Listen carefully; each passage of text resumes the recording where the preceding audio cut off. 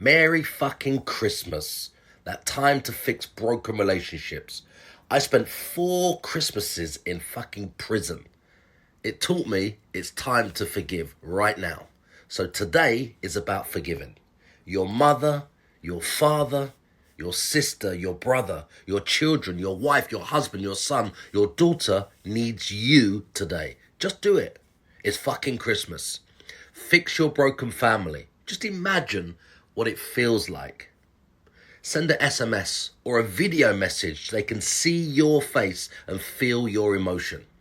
Be as genuine, be positive with the messages. It's impossible to not get a positive reply. Today, it's that one opportunity to reach out and leave the past in the past and rebuild those relationships that have suffered. Consequences if you don't. Regret. Your life will be worse without them in it. You already know that. Their life will be worse without you in it. Your children's lives will be worse and they will suffer. Their children's lives will suffer. You will all get further and further apart. Someone will get cancer and die. You won't be at their funeral. Weddings will happen and you'll miss the moment. Fix a broken family today by sharing this. Look in the mirror.